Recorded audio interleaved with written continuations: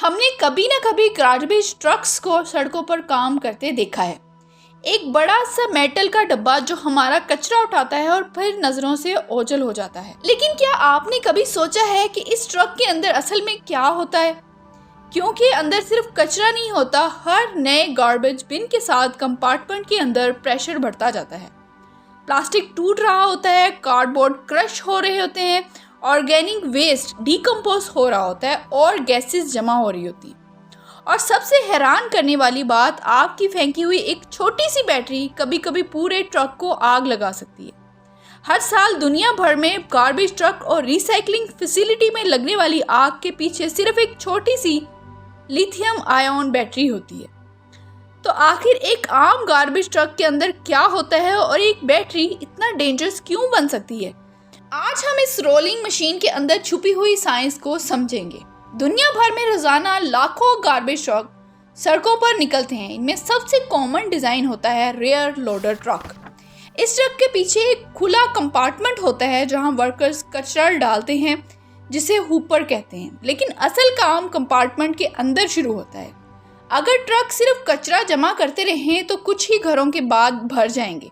इसी प्रॉब्लम को सॉल्व करने के लिए ट्रक्स में एक पावरफुल हाइड्रोलिक कंपैक्टर लगाया जाता है।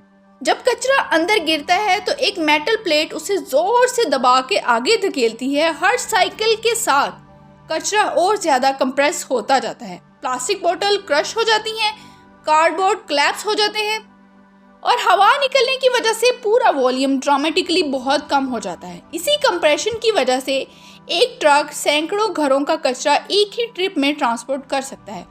लेकिन जब इतनी सारी चीज़ें एक बंद मेटल कंपार्टमेंट में दबा दी जाती हैं तो अंदर एक नया प्रोसेस शुरू हो जाता है। गार्बेज ट्रक के अंदर का इन्वायरमेंट एक चलते फिरते प्रेशर चैम्बर जैसा होता है। यहाँ ऑर्गेनिक वेस्ट जैसे बचा हुआ खाना, फल और सब्जियाँ टूटना और कंपोज होना शुरू कर देती हैं। बैक्टीरिया अपना काम करते रहते हैं। इसी प्रोसेस के दौरान हीट जनरेट होती है और गैसेस पैदा होती हैं, जैसे कि मीथेन, अमोनिया और हाइड्रोजन सल्फाइड। यही गैसें उस खास बदबू की एक बड़ी वजह होती हैं जो अक्सर गार्बेज ट्रक के आसपास महसूस होती है। लेकिन गैसेस ही अकेली प्रॉब्लम नहीं होती। जब गीला कचरा कंप्रेस होता है तो उसमें से एक डार्क और कंटेमिनेटेड लिक्विड निकलता है। इसी लिक्विड को लीचेट कहा जाता है। ये पानी, केमिकल्स, बैक्टीरिया और डिजोल्व वेस्ट का मिक्सचर होता है। अगर इसे कंट्रोल ना किया जाए तो ये एनवायरनमेंट के लिए नुकसानदेह हो सकता है। इसीलिए मॉडर्न गार्बेज ट्रक में स्पेशल कलेक्शन सिस्टम और टैंक्स लगाए जाते हैं जो इस लिक्विड को कैप्चर करते हैं।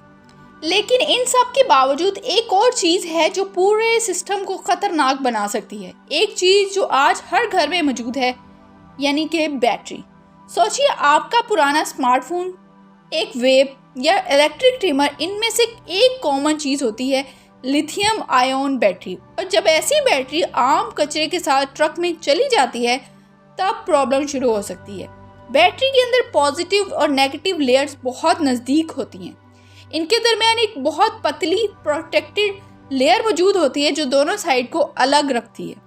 लेकिन जब बैटरी को बहुत ज़्यादा फोर्स और कंप्रेशन का सामना करना पड़े तो ये लेयर डैमेज हो सकती है और फिर बैटरी के अंदर शॉर्ट सर्किट हो जाता है। इसी मोमेंट से शुरू होता है एक डेंजरस चेन रिएक्शन, जिसे थर्मल रन अवे कहते हैं।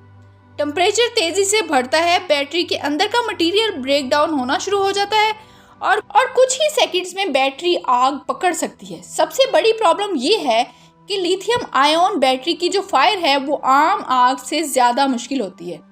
ये दोबारा भी भड़क सकती है। इसीलिए रिसाइकलिंग प्लांट्स और वेस्ट फैसिलिटी दुनिया भर में बैटरीज को अपने सबसे बड़े फायर रिस्क में शुमार करती हैं। आज कई मॉडर्न ट्रक्स और फैसिलिटीज़ थर्मल मॉनिटरिंग सिस्टम और हीट डिटेक्शन कैमरा इस्तेमाल कर रहे हैं ताकि आग को शुरू होने से पहले ही डिटेक्ट किया जा सके। लेकिन सबसे इफेक्टिव सोल्यूशन टेक्नोलॉजी नहीं बल्कि प्रिवेंशन है। हर रोज़ हम जो कचरा फेंकते हैं वो नज़रों से ओझल हो जाता है, लेकिन उसका सफ़र ख़त्म नहीं होता। गार्बेज ट्रक के अंदर प्रेशर, डिकम्पोजिशन, गैसेस और केमिकल रिएक्शन लगातार चलती रहती हैं और कभी कभी एक छोटी सी बैटरी पूरे सिस्टम को खतरे में डाल सकती है। इसलिए अगली बार जब आप कोई पुराना फ़ोन, बैटरी या पावर बैंक या वेब या इलेक्ट्रॉनिक डिवाइस डिकम्पोज करें तो उसे आम कचरे में मत फेंकें। उसे प्रॉपर ई वेस्ट या बैटरी कलेक्शन पॉइंट तक पहुंचाएं, क्योंकि कभी कभी सबसे बड़े एक्सीडेंट की शुरुआत सबसे छोटी सी चीज़ से होती है। अगर आपको ये वीडियो पसंद आई है और आज कुछ नया सीखने को मिला है तो वीडियो को लाइक करें, चैनल को सब्सक्राइब करें। मिलते हैं अगली वीडियो में, तब तक के लिए अल्लाह हाफिज़।